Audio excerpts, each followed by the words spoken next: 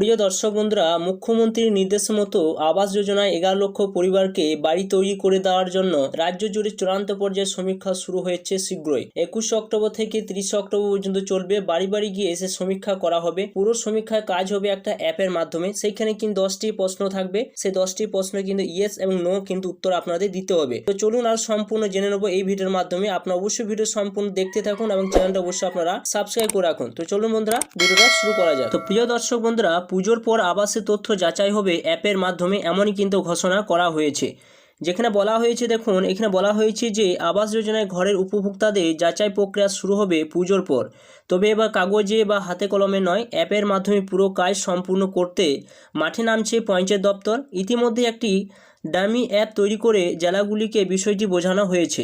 মাঠে সমীক্ষার কাজ শুরুর আগে সেটা চালু করে দেওয়া হবে বলে দপ্তর জানিয়েছে। গতবার কাগজে প্রশ্নপত্র নিয়ে সমীক্ষারা বাড়ি বাড়ি গিয়েছিলেন, উত্তরগুলি লিখে নিতে হয়েছিল তাদের। এবার সে ঝঞ্ঝাট না রেখে প্রযুক্তি নির্ভর কাজ করতে চাইছে দপ্তর। এদিকে রাজ্যে প্রায় 11 লক্ষ উপভোক্তা তথ্য যাচাই করার কথা থাকলেও নতুন করে আরও আবেদনকারী তথ্য সংযোজন করা হয়েছে।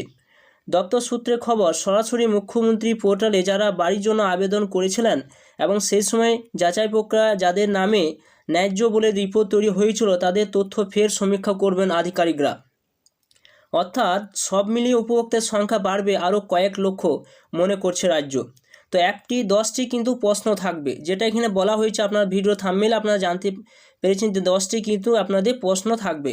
সেখানে কিন্তু আপনাদের কি ধরা হবে না, সমীক্ষক যিনি যে অ্যাপটা যিনি চালাবেন, আপনার যে জানার ইউজার আইডি ও পাসওয়ার্ড দিয়ে যিনি সেই অ্যাপটা খুলবেন, সেখানে কিন্তু সমীক্ষক দলের সদস্যরা উপভোক্তাদের বাড়ি গিয়ে সেগুলো জিজ্ঞাসা করবেন এবং সেখানে হ্যাঁ বা না আপনাদের দিতে হবে। যে সমস্ত প্রশ্নগুলো করা হবে সেই সমস্ত প্রশ্নগুলো আপনাদের আছে না নেই, সেটি কিন্তু হ্যাঁ বা না কিন্তু আপনারা উত্তর দিবেন। তারা উপভোক্তার এবার অ্যাপটি এন্ট্রি করে আপলোড করে দেওয়া হবে। সংশ্লিষ্ট ভিডিও সেই সব দেখে চূড়ান্ত করবেন। দপ্তর থেকে স্পষ্ট করে জানানো হয়েছে যে অ্যাপের লগইন আইডি এবং পাসওয়ার্ড যে অফিসারের কাছে থাকবে তাকে সমীক্ষার সময় উপস্থিত থাকতে হবে। এদিকে সরাসরি আধিকারিকের এই দলে রাখা নিয়ে সতর্ক করে দিয়েছেন দপ্তরের আধিকারিকরা।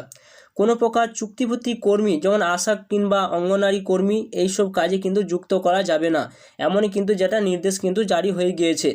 অর্থাৎ এখানে আগে যেমন আপনাদের আশা কর্মীরা এই সমস্ত কর্মীরা কিন্তু সেই সার্ভে করার জন্য ঘরে ঘরে যেতেন, তাদের কিন্তু একেবারে বাদ দেওয়া হয়েছে। তো কোন কোন ব্যক্তি থাকবেন, উপরে তার নির্দেশিকা জারি করে দেওয়া হয়েছে।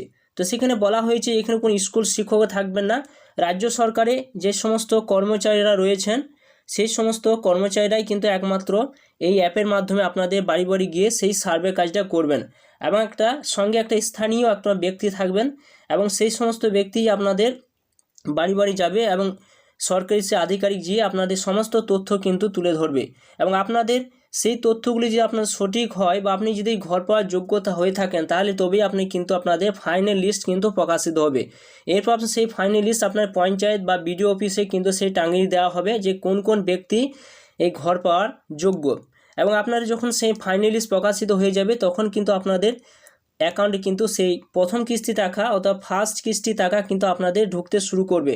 ফার্স্ট কিস্তি আপনার টাকা পাবেন 60,000 টাকা কিন্তু আপনারা পেয়ে যাবেন, অর্থাৎ আপনাদের অ্যাকাউন্টে কিন্তু ঢুকতে শুরু করবে।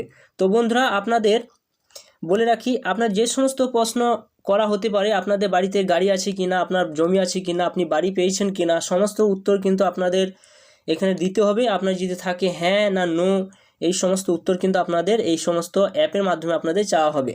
তোমাদের এই ছিল ভিডিও যদি ভালো অবশ্যই লাইক করবেন, চ্যানেলটা অবশ্যই সাবস্ক্রাইব করে রাখুন, পাশে থাকা বেল আইকনটি অবশ্যই আপনারা প্রেস করে রাখবেন। তো থ্যাংক ইউ বন্ধুরা, সকলে ভালো থাকবেন।